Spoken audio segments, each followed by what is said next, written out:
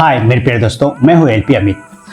अभी पिछला दिन जैसा कि एक वीडियो अपलोड किया कि एएलपी का जो साइको एग्जाम को लेकर के पूरे ओवरऑल इंडिया में किसी किसी जगह पर प्रॉब्लम पाया गया है और किसी किसी जगह पर पूरा सेंटर में ओवरऑल लड़का का एग्जाम सही गया। इस पर स्टूडेंट का जो कमेंट है, उस कमेंट को देखते हुए स्टूडेंट दो खेमे में बट गए हैं। एक वो स्टूडेंट जो चाहते हैं कि ओवरऑल इंडिया में फिर से री एग्जाम हो, एक वो स्टूडेंट जो चाहते हैं कि सिर्फ उसका ही एग्जाम लिया जाए जिसका साइको ठीक से नहीं गया। कुछ पक्ष ऐसे भी हैं जो कहते हैं कि वो ऐसे स्टूडेंट है जिसका एग्जाम ठीक से नहीं गया, उसने तैयारी ही ना किया है, जिसके कारण उसका एग्जाम खराब गया। लेकिन आप सबको ऐसा नहीं कर सकते, इसलिए नहीं कर सकते कि ये कोई छोटा मोटा बात नहीं है, रुकने थमने वाला बात नहीं है। सब कह रहे हैं कि बार बार हर जगह यही आवाज आ रहा है कि टेक्निकल प्रॉब्लम देखा गया।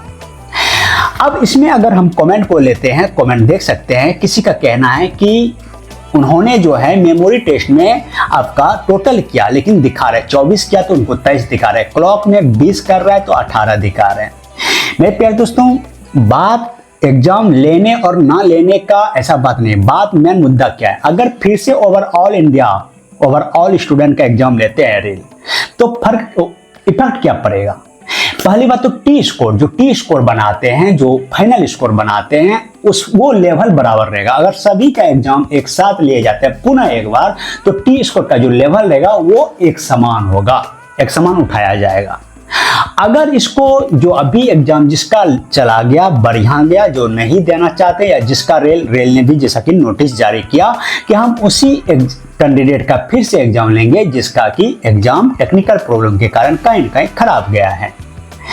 तो कहने का मतलब है कि अगर उस लड़के का सिर्फ एग्जाम लिया जाता है तो टी स्कोर दो पार्ट में बांटते हैं, पार्ट ए और पार्ट बी। इसका लेवल अलग, इसका लेवल अलग, यानी कि इसके जो मेमोरी टेस्ट पूछा गया वो मेमोरी टेस्ट यहाँ नहीं आएंगे, जो यहाँ पर पूछा गया वो यहाँ पर नहीं पूछे जाएंगे। कहने का मतलब इस हिसाब से लड़का जो है अलग अलग खेमे में बांट गए, यानी पार्ट ए और पार्ट बी अलग अलग हिसाब से टी स्कोर का लेवल होगा।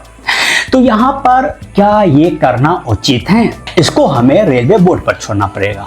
अभी आपको अगर देखा जाए तो सबसे बड़ी बात इन सब चीजों में एक मुद्दा और है। जो ये पेपर देख रहे हैं आप, ये पेपर कोई बच्चा के द्वारा गीजा हुआ पेपर नहीं है। ये पेपर किसी एक सेंटर पर लड़कों के द्वारा पेपर पर पेन के द्वारा जो मेमोरी टेस्ट पूछा गया था उसका हूबहू उन्होंने उतार कर फिर से उसको प्रश्न के तौर पर, उत्तर के तौर पर उसको फिलअप कर दिया।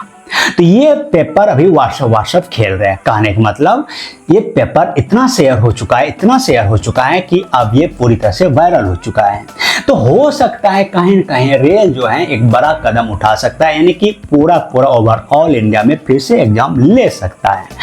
और हमारे ख्याल से, हमारी दृष्टि से अगर टी स्कोर देखा जाए तो अगर लेवल 1 हो तो पुनः फिर से लिया जाए। लेकिन यहाँ पर यह भी बात है कि अगर फिर से एग्जाम लेते हैं तो उस लड़का के लिए एक सरदर्द भी तो होता है ना, कि जिसका एग्जाम बढ़िया गया। देखो कोई भी एग्जाम हो, जब एग्जाम होने को रहता है तो एक अंदर में एक डर लगा रहता है, क्या होगा नहीं होगा, इसके कारण अच्छा स्टूडेंट भी गिर जाते हैं। तो यहाँ पर उन लड़कों के लिए बहुत थोड़ा सा खतरा है, क्योंकि हो सकता है जो मेमोरी टेस्ट पूछा जाए या कुछ ऐसे प्रश्न जो वो नहीं कर पाए या उस टाइम के हिसाब से जितना करके आए हैं उतना ना कर पाए तो उसका तो एग्जाम खराब चला जाएगा। तो उसके लिए एक मन में डर है, इसलिए वो चाहते हैं कि मेरा एग्जाम ना लिया जाए। तो इसको हमें रेल पे छोड़ना पड़ेगा और आप लोग के पास जो पावर है, जिसके कारण जो आप चाहते हैं, जैसा चाहते हैं रेल वैसा करेगा। हालांकि उन्होंने जो लेटर जारी किया है हो सकता है उसी हिसाब से काम करे। बाकी आप इस पर क्या सोचते हैं, क्या पुनः ओवरऑल इंडिया में फिर से री एग्जाम लिया जाए ओवरऑल स्टूडेंट का, या फिर उस कैंडिडेट का ही सिर्फ एग्जाम लिया जाए जो कि किसी न किसी टेक्निकल प्रॉब्लम के कारण, किसी का माउस काम नहीं कर रहा था, किसी का सिस्टम बंद हो रहा था, तो उसके कारण, उसके वजह से वो एग्जाम नहीं दे पाए या उसी का सिर्फ एग्जाम लिया जाए। तो आपका क्या राय है कमेंट सेक्शन में जरूर लिखिएगा। कुछ ऐसा अपडेट होता है तो फिर से आपके सामने हम जरूर आएंगे। तब तक के लिए जय हिंद।